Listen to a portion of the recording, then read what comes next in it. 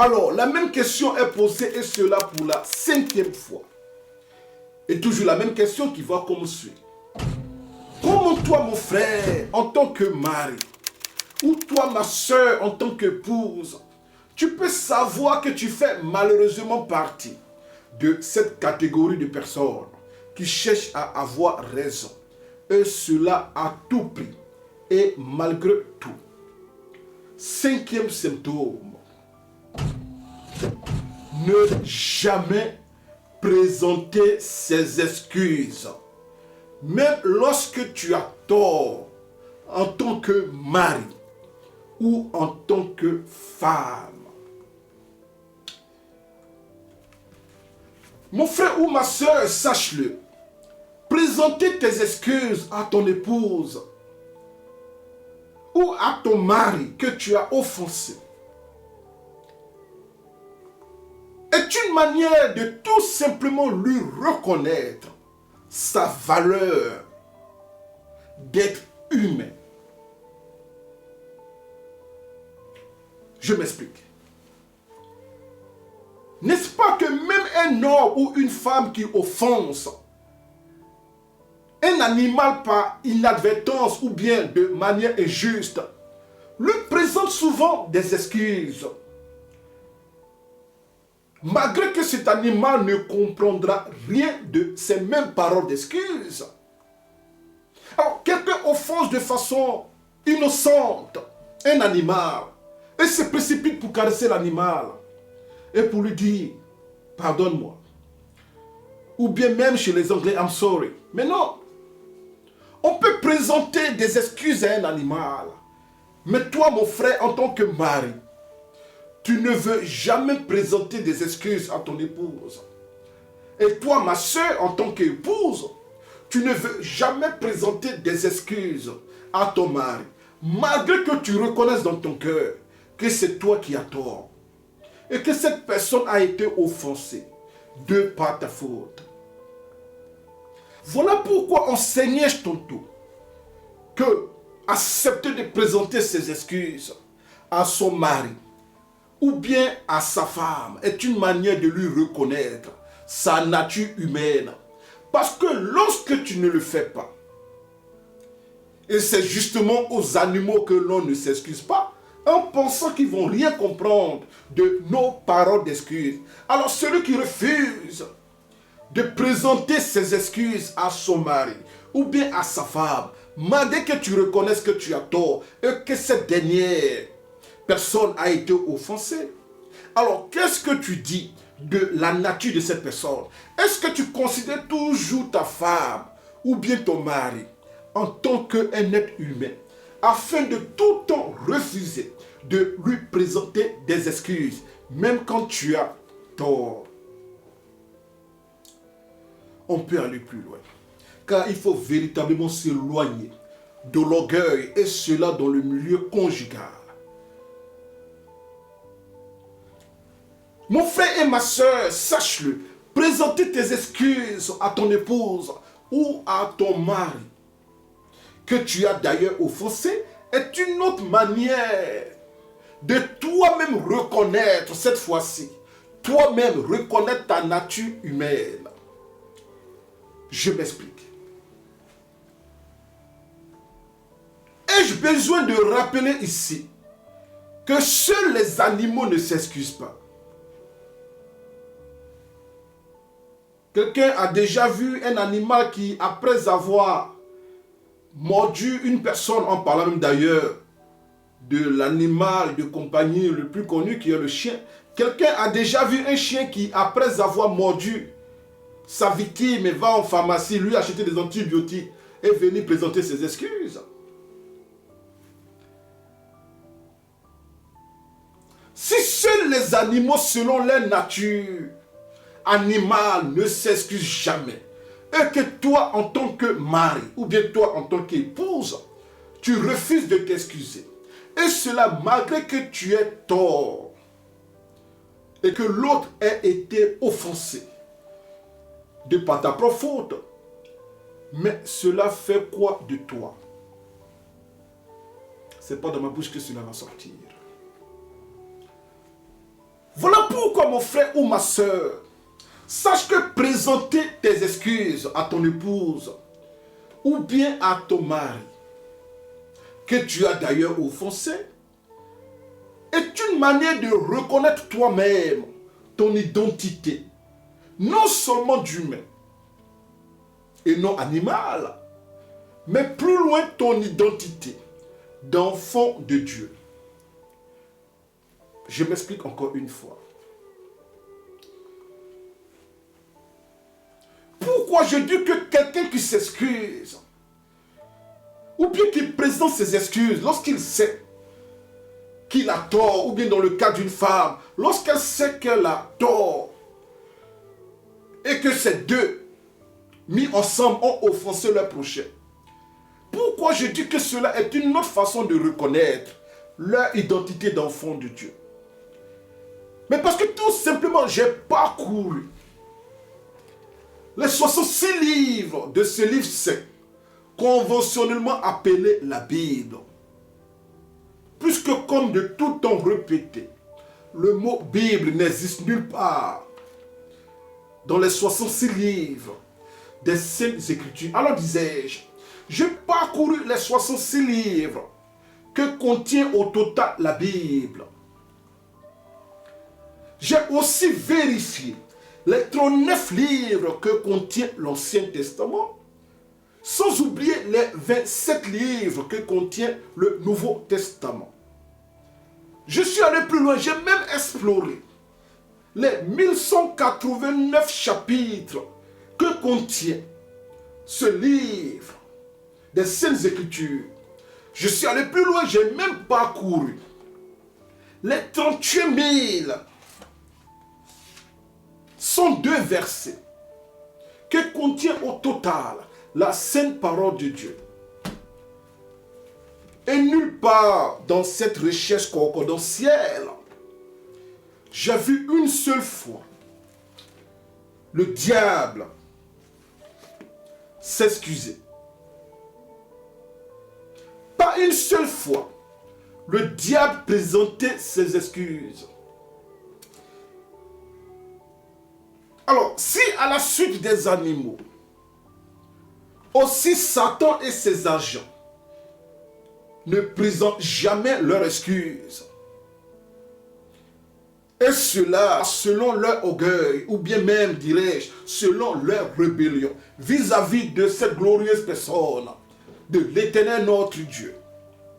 Et que toi, en tant que mari, en parlant de mon frère, ou bien toi, ma soeur, en tant que femme, tu refuses de t'excuser. Et cela malgré que tu aies tort. Cela fait quoi de toi? Ce n'est pas dans ma bouche que cette réponse va sortir, vu que seuls les animaux et les démons ne s'excusent jamais. Et que toi, malgré que tu aies tort, tu refuses de présenter tes excuses. Cela fait quoi de toi? Voilà pourquoi rassure-toi mon frère en tant que mari. Plus loin, rassure-toi ma soeur en tant qu'épouse. Que s'excuser lorsque l'on a tort est tout simplement une autre façon de reconnaître sa faute. Par ailleurs, s'excuser lorsque l'on a tort est une autre manière de reconnaître sa nature humaine. Puisque nul n'est parfait, et tout être humain est sujet de commettre d'éventuelles erreurs. S'excuser lorsque l'on a tort est par ailleurs une autre façon de prouver à son mari ou à sa femme que l'on est prêt à changer. N'est-ce pas que celui qui s'excuse reconnaît son erreur, et celui qui reconnaît son erreur est déjà sur le chemin de la repentance. Mais lorsque toi, mon frère, en tant que mari, ou bien toi, ma soeur, en tant qu'épouse, tu ne t'excuses jamais, et cela malgré que tu aies tort, C'est quand est-ce que tu vas essayer d'emprunter le chemin de la repentance et même du changement pour donner des chances non seulement à ton foyer d'être harmonieux et à ton âme d'aller au paradis. S'excuser lorsque l'on a tort est aussi une autre façon de confesser à la personne offensée, fût-elle ton mari ou bien même ton enfant, qu'elle a désormais droit à un meilleur traitement. Mais si par inadvertance, mais je t'insultais, c'est que je ne souhaite même pas bien aimer de Dieu, et que je refuse de m'excuser. Mais c'est une manière de te dire que tu mérites ce traitement et que je vais encore refaire cela si une autre opportunité ou bien une autre occasion se présentait. C'est une manière de dire que je te considère comme une vulgaire personne, mais qui ne mérite même pas les excuses, comme précédemment enseigné. Je te considère comme un animal. On peut aller plus loin. Car le manque de respect dans le foyer doit être loin de notre vie de chrétien. Alors, bien-aimé de Dieu, disais-je, s'excuser lorsque l'on a tort est aussi une façon de prouver à l'Éternel notre Dieu que l'on accepte son salut au paradis. Je m'explique. N'est-ce pas que seules les personnes orgueilleuses refusent de s'excuser, quand bien même elles reconnaissent qu'elles ont tort? Plus loin, s'excuser lorsque l'on a tort est une forme d'humilité, tandis que refuser de s'excuser, malgré que l'on a tort, est une forme d'orgueil, voire une forme de rébellion. Voilà pourquoi la sainte parole de Dieu nous donne cet avertissement solennel est cela. Dans le livre de Proverbes, en son chapitre 28, du verset 13 à 14. Et la Bible dit, celui qui cache ses transgressions, celui qui fait quoi? Celui qui cache ses transgressions ne prospère point. Mais celui qui les avoue et les délaisse obtient la miséricorde. Pas seulement s'excuser, puisque la Bible nous précise bien, celui qui les avoue, et plus loin, et les délaisse, c'est en ce moment-là qu'il obtient la miséricorde. S'excuser est une chose, mais ne pas commettre la même erreur envers ton mari ou bien ta femme est une autre chose. Et c'est celle-là qui est noble. Au verset 14 de Proverbes chapitre 28, la Bible dit, heureux l'homme qui est continuellement dans la crainte, mais celui qui endurcit son cœur tombe dans le malheur. Voilà pourquoi enseignais-je tantôt que toi, mon frère, en tant que mari, ou bien toi, ma soeur, en tant qu'épouse, accepter de t'excuser lorsque tu as tort est une forme ou bien une manière d'accepter le paradis de Dieu et cela dans ta vie. Mais cela est plus tard clair à la lumière de 1 Pierre, chapitre 5, verset 5.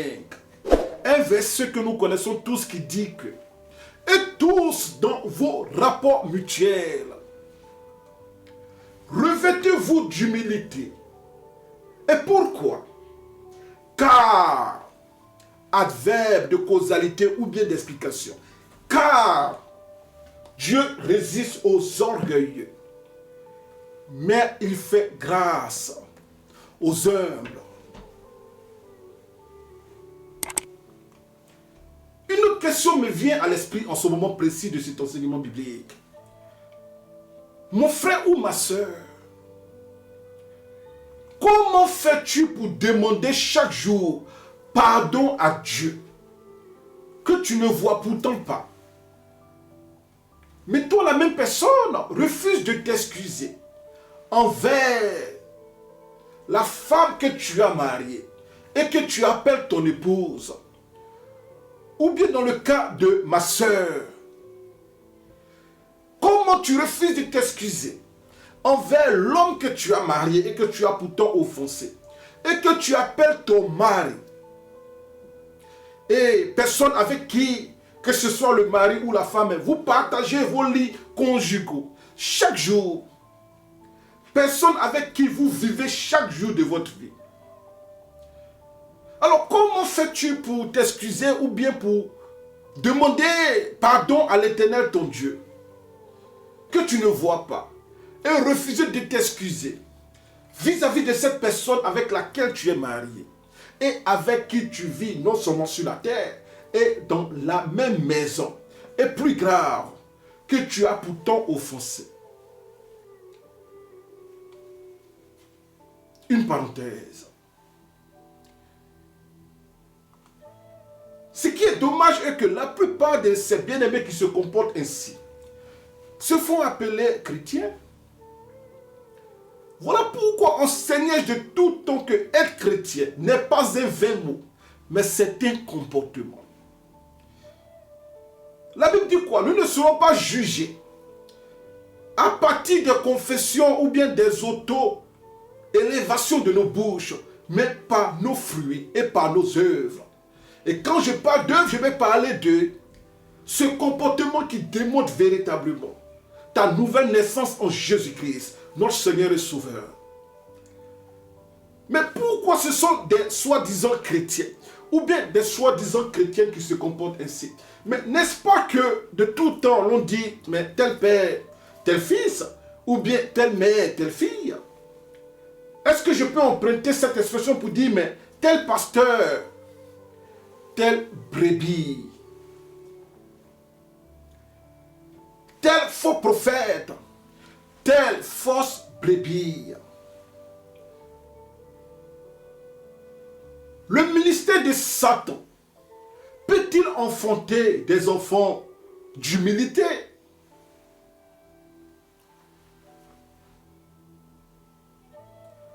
Le père de l'orgueil qui est le diable peut-il engendrer des enfants humbles? Un exemple. Il y a des bien-aimés qui, à la suite de leur père spirituel, ont enseigné la dire.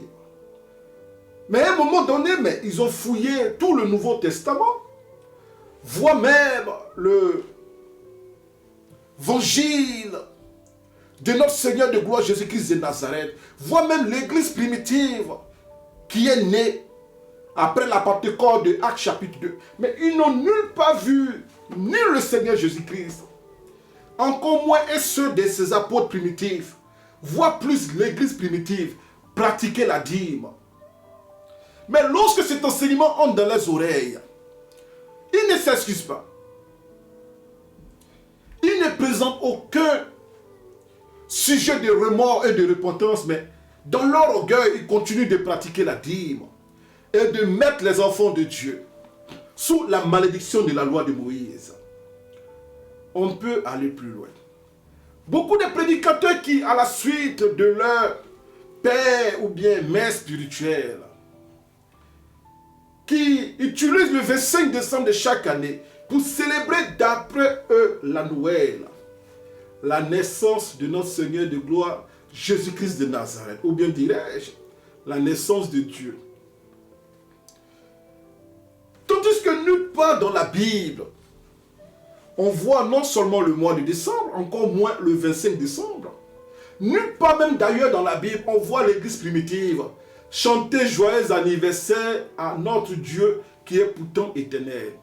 Mais ils le font, et lorsque même ils reçoivent des messages d'avertissement de la part de l'Éternel, mais dans leur orgueil, il n'y a pas d'excuse, il n'y a point de repentance, mais ils continuent dans leur abomination, voire dans leur rébellion. Encore un dernier exemple avant d'avancer. Prier avec des statues. Il y a des bien-aimés qui se font appeler chrétiens et qui continuent de prier avec des statues, fût-elles de Marie ou bien en griffe de notre Seigneur de gloire, Jésus-Christ de Nazareth. Qui a déjà vu Marie vis-à-vis pour en faire une statue? La sainte parole de Dieu a-t-elle été faite en photo? Qui connaît même l'image du Seigneur Jésus-Christ pour en faire une statue? Il y en a même qui ont des photos d'un imposteur dans les salons, dans les lieux de culte, d'un acteur de cinéma qui aujourd'hui tourne le film du Seigneur Jésus-Christ, mais demain en train de tourner un autre film où il est en train d'embrasser des femmes, un autre film où il est le bandit, il est en train de tirer sur des gens avec une arme à feu. Mais non, ça ne les dérange pas. Lorsqu'on leur parle, ils refusent de se repentir et ils continuent dans leur dissolution. Voilà pourquoi, disais-je, comment de tels ministères peuvent sortir des épouses ou bien des époux qui s'excusent lorsqu'ils ont tort. Et voilà pourquoi, bien-aimés en Christ, pour conclure cette partie de cet enseignement biblique, sache-le mon frère en tant que mari, ou bien sache-le ma soeur en tant qu'épouse, que exercer de l'humilité est cela dans ta vie conjugale. Enseignera à tes enfants à être humbles, non seulement dans leur vie en général, et dans leur future vie maritale. Mais tandis que user d'orgueil ne fera que jeter un voile de désolation, voire de destruction, non seulement sur ta famille, sur ton foyer, mais la vie de tes futurs enfants. Puisque comme précédemment enseigné, le père de l'orgueil qui est Satan, peut-il engendrer des enfants d'humilité? Alors, pour la 6e fois, et toujours cette même question. Comment toi, mon frère, en tant que mari, ou toi, ma soeur, en tant qu'épouse, tu peux savoir que tu fais malheureusement partie de cette catégorie de personnes qui cherchent à avoir raison, et cela à tout prix. Et malheureusement, malgré tout. Alors à présent, 6e symptôme.